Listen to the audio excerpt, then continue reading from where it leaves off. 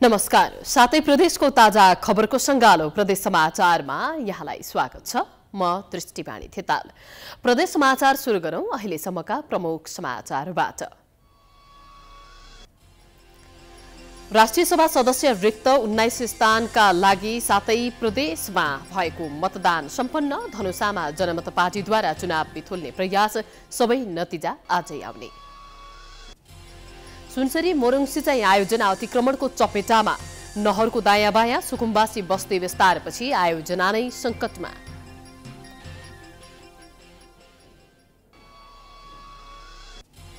पूर्वी नवलपरासी स्थित quality paper मिलबाट निस्कने प्रदूषणका कारण स्थानीय समस्यामा। खेतीयोग्य जमिन समेत प्रभावित भएपछि किसान चिन्तित। र भोजपुरको आमचोक गाउँपालिकाद्वारा 30 जना गरिब तथा विपन्न परिवारलाई घर निर्माण। घर पाएपछि आमचोक गाउँपालिकाका विपन्न परिवार खुसी।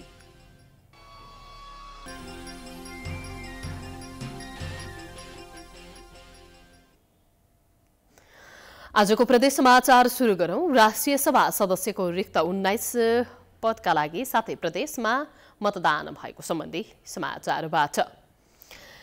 राष्ट्रिय सभा सदस्यको रिक्त 19 स्थानका लागि 7वटै प्रदेशमा मतदान भएको छ। 9 दलका 43 जना उम्मेद्वार चुनावी मैदानमा उत्रिएका छन्। निर्वाचनबाट 7 महिला, 3 दलित, 2 अपाङ्गता भएका व्यक्ति वा अल्पसंख्यक र 7 अन्य समूहका उम्मेद्वार निर्वाचित हुनेछन्।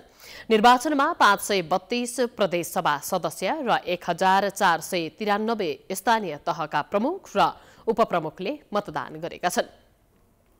स्थानीय तहका प्रमुखको मतभार 18 र प्रदेश सभा सदस्यको मतभार 48 निर्धारण गरिएको छ।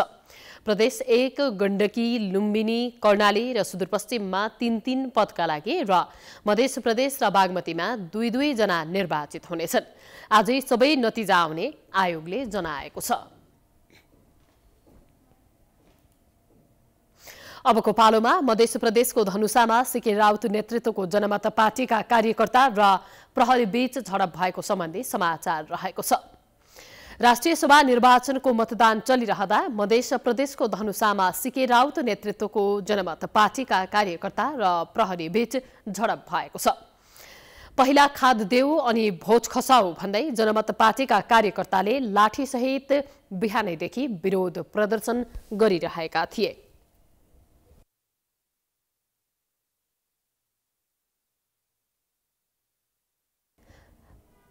जनकपुर स्थित जिल्ला प्रहरी कार्यालय अगाडि महेन्द्र नारायण निधि प्रतिष्ठान स्थित मतदान स्थल जान खोज्दा प्रहरीले प्रदर्शनकारीलाई रोकेपछि झडप सुरु भएको हो।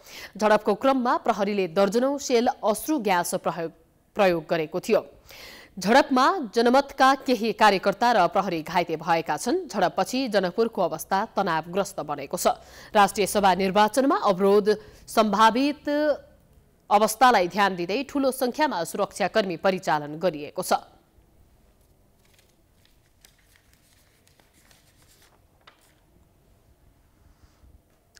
अबको क्रममा सुनसरी मोरङ सिँचाइ आयोजना अतिक्रमणको चपेटामा परेको सम्बन्धी समाचार रहेको छ। सुनसरी मोरङ सिँचाइ आयोजना अतिक्रमणको चपेटामा पर्दै गएको छ। सुनसरी र मोरङको 68,000 हेक्टर खेतीयोग्य जमिनमा सिँचाइ सेवा पुर्याउने उद्देश्यका साथ आयोजना निर्माण गरिएको हो। तर सिँचाइ आयोजनाको नहरको दायाँ बायाँ सुकुम्बासीको बस्ती विस्तार हुँदै गएपछि सिँचाइ आयोजना अतिक्रमण हुँदै गएको हो। एक रिपोर्ट।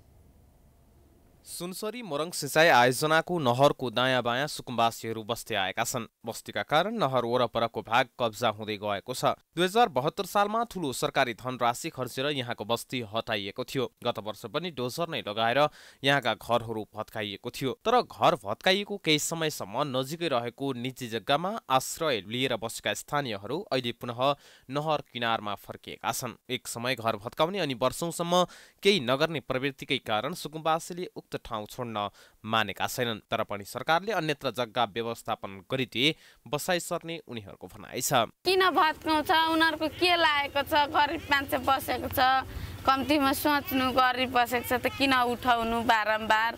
किन यिनीहरूलाई पनि पैसा खर्च गराउनु भने त त्यही त कसैले बुझेको छैन नि।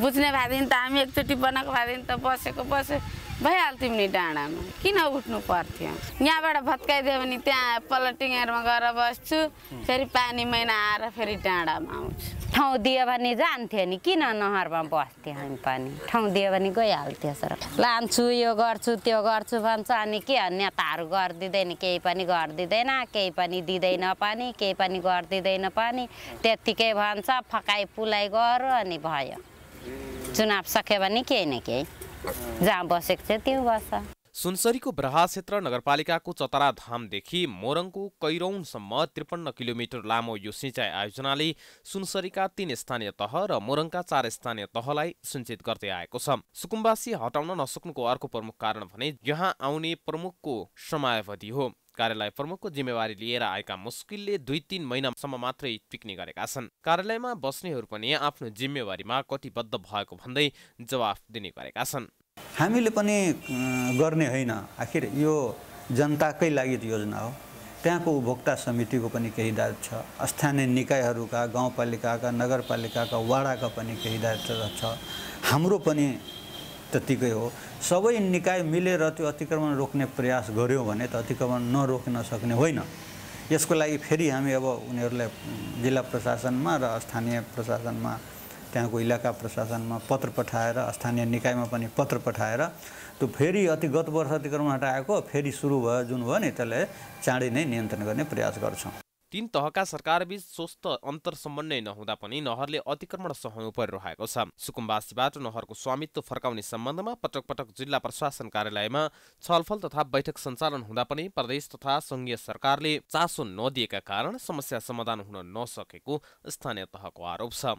नीतिगत रूपमा लैजाँदाखेरि जो नीतिभन्दा बाहिर पर्छ त्यसलाई प्रशासनिक इकाइबाट कसरी हुन्छ, बाइ फोर्स वा समझदारी वा अन्य कतै व्यवस्थापन गर्ने कुराहरूमा पनि यो नीतिगत बनाऊ। त्यसमा हाम्रो रामधुनी नगरपालिका पनि साझेदारको रूपमा उभिन्छ भन्ने कुरा पटक पटक भनेको हो। सायद मलाई लाग्छ जिल्ला हाम्रो प्रशासन कार्यालयमा हामीले गरेको म्यान्डेटहरू अहिले पनि होला, तर त्यो चाहिँ केन्द्रबाट केही त्यस्तो किसिमको ठोस निर्णय आएन। तत्कालै नहरमा रहेका सुकुम्बासीलाई अन्यत्र व्यवस्थापन गर्न नसके अतिक्रमण अझै बढ्ने देखिन्छ। त्यसैले एक अर्कालाई दोषारोपण गर्नुभन्दा समन्वयात्मक भूमिका खेल्दै समस्या समाधान गर्न तिनै तहका सरकार गम्भीर हुन जरुरी छ। प्राइम टाइम्स टेलिभिजनका लागि सुनसरीबाट विकल रेग्मीको रिपोर्ट। प्रदेश समाचारमा पालो भएको छ विश्रामको।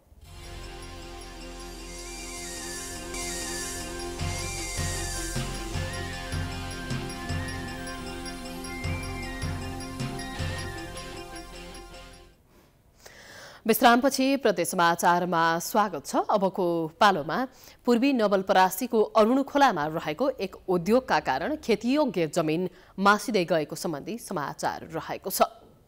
पूर्वी नवलपरासीको अरुण खोलामा रहेको क्वालिटी पेपर मिलका कारण खेतीयोग्य जमिन खण्डहर बन्दै गएको छ। उद्योगबाट निस्कने प्रदूषणका कारण स्थानीयको स्वास्थ्यमा समेत गम्भीर समस्या आउन थालेको छ। एक रिपोर्ट। नवलपुरको मध्यबिन्दु 11 र 15 को सिमानामा रहेको क्वालिटी पेपर प्रणाली मिलको प्रदूषणका कारण उद्योग वरपरका स्थानीय समस्यामा परेका छन्। 2 वर्ष अघिदेखि सञ्चालनमा रहेको उद्योगहरूले वातावरण प्रदूषण गर्नुका साथै नागरिकको स्वास्थ्यमाथि नै खेलवाड गरेको स्थानीयको गुनासो छ। पटक पटक प्रदूषण नियन्त्रणका लागि जानकारी गराउँदा पनि आफूहरूको समस्या कसैले नसुनेको स्थानीयले गुनासो गरेका छन्। कालो धुवा पनि नफ्याँक्ने सहमति हो, खास सेतो धुवा फ्याँक्छु भनेर उसले सहमति गरेर कागज गरेको त्यो कार्यान्वयनमा आएन हैन। अनि यो खेतको त्यो अब हाम्रो जुन नक्सामा भएको त्यो कुलो छ नि बिचमा, त्यो उसले पनि आफ्नो खुसीले यता र उता सारेछ, त्यो नक्साको अनुसार छैन र त्यहाँ पनि पुरै खरानी कालो खरानीहरू जम्मा भएर त्यो झाडी भएर उसले नसाफ गरेछ। उद्योगले कालो धुवा नफाल्ने, स्थानीयलाई रोजगारी दिने लगायतका विभिन्न सहमति गरेको भए पनि सम्झौता विपरीत उद्योग सञ्चालन गरेको स्थानीयको गुनासो छ। उद्योगबाट निस्कने प्रदूषणका कारण बस्तीमा पुग्ने खेतीयोग्य जमिनमा असर गर्ने गरेको स्थानीयको भनाइ छ। उद्योगबाट निस्कने प्रदूषणका कारण दर्जनौं बिघा खेतीयोग्य जमिनमा कालो पानी भरिभराउ भएको छ, जसका कारण किसानहरूको उत्पादनमा ह्रास आएको छ। हामीले मूल्यमा चाहिँ जग्गा खा भन्दाखेरि यहाँ पनि खाएन। अनि त्यसपछि मैले त्यसो भनेदेखि तेरो बाँझो जग्गा त अनि माथिको दे बराबरी नापेर दे, भन्दाखेरि पनि त्यो पनि भएन होइन। यदि तैँले गर्दैनस् भनेदेखि हाम्रो जग्गामा जाने हामीले खेती गरेर खानु पर्यो, तेरो असर पुर्याएर हामीलाई नबिगारोस्। उद्योगबाट निस्कने धुवाका कारण तरकारीजन्य वस्तुमा खान नहुने गरी क्षति पुर्याउने गरेको छ। नागरिकको स्वास्थ्यका लागि स्थानीय तह, प्रशासन, उद्योग कार्यालय सबैतिर अनुरोध गर्दा समेत ठोस पहल नभएको स्थानीयको भनाइ छ। प्रदूषणका कारण खेतीयोग्य जमिनमा स्थानीयले घाँस खेती गर्न बाध्य भएका छन्। अब खेती हुँदैन, केही गर्न दिन्न, बर्खामा सर्लकै पस्छ, त्यही हो। अब त्यो प्लास्टिक हेर्नु नि त्यहाँ कति छ कचडा बगेर आएको, यस्तो छ। त्यो सबै तपाईँहरू खेतमा आउने? सबै हाम्रै खेतमा हेर्नु प्लास्टिक।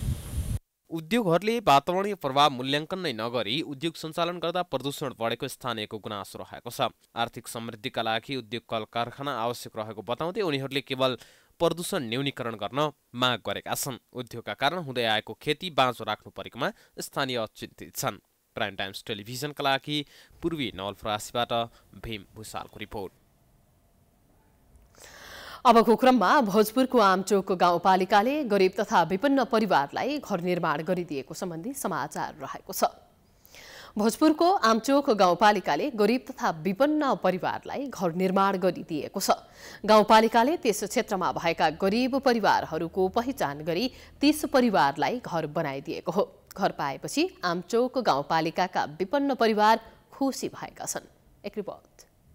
आमचोक गाउँपालिकाले अति विपन्न परिवारको तथ्याङ्क सङ्कलन गरी घर निर्माण गरिदिएको हो। गाउँपालिकाले विपन्न परिवारलाई स्थानीय सरकार भएको अनुभूति दिलाएको छ। गरिबीका कारण घर बनाउने क्षमता नभएर वर्षौंदेखि गोठमा दिनरात काट्दै आएका थिए। घरमा एक्लै रहेका 73 वर्षीय वृद्ध कानबहादुर राईको गाउँपालिकाले घर बनाइदिएपछि उनको दैनिकी फेरिएको छ। माघ महिनाको चिसोमा घरमा बस्न पाउँदा उनी निकै खुसी भएका छन्। खुसी खुसी खुसी राम्रै चेदरमा बस्नु राम्रै छ। खेत पनि आमा समस्या थिए।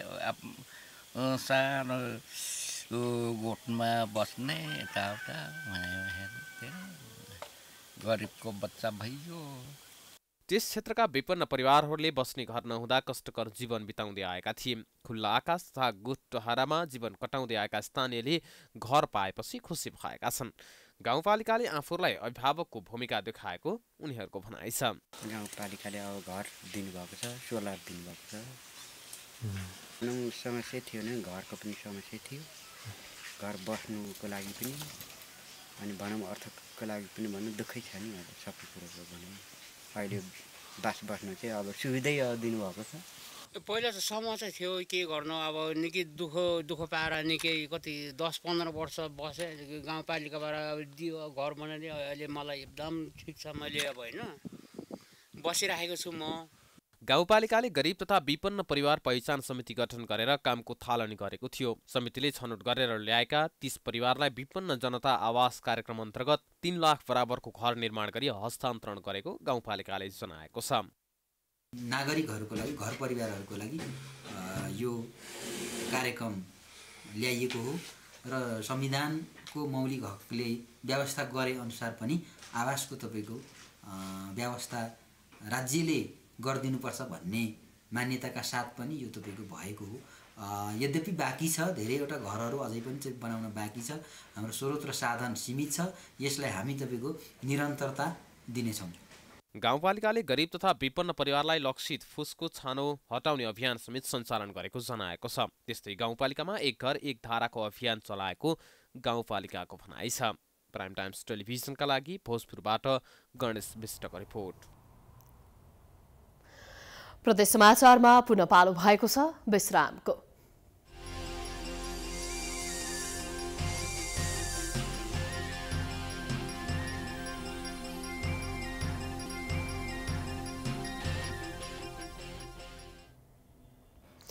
विश्रामपछि पुनः स्वागत छ। हामी प्रदेश समाचारको अन्त्यमा आइसकेका छौँ। अब रुकुम पश्चिममा बालमन्दिरको मर्मत सम्मार गर्न थालिएको सम्बन्धी समाचार रहेको छ।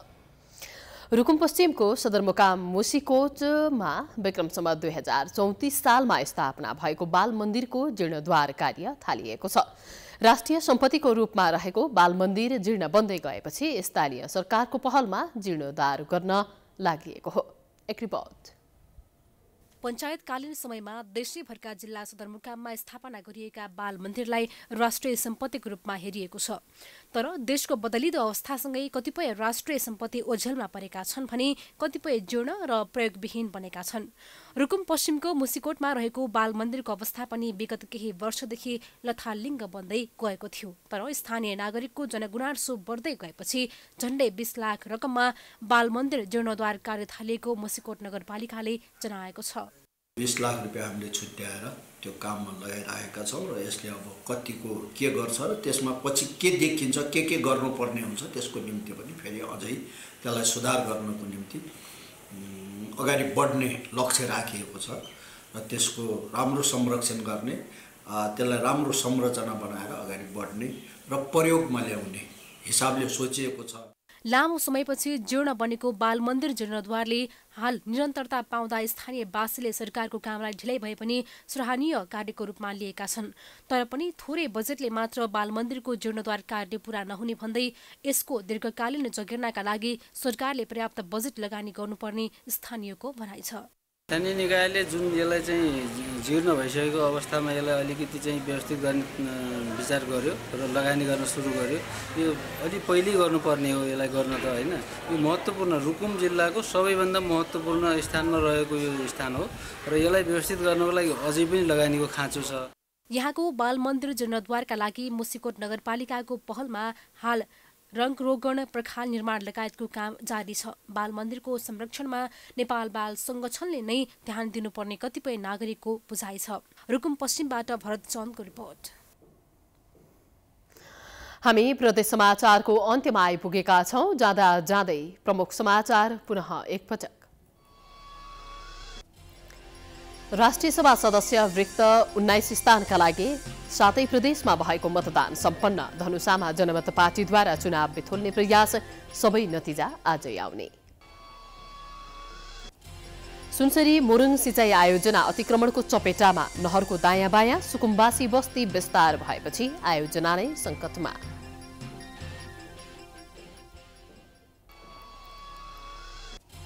पूर्वी नवलपरासी स्थित क्वालिटी पेपर मिलबाट निस्कने प्रदूषणका कारण स्थानीय समस्यामा।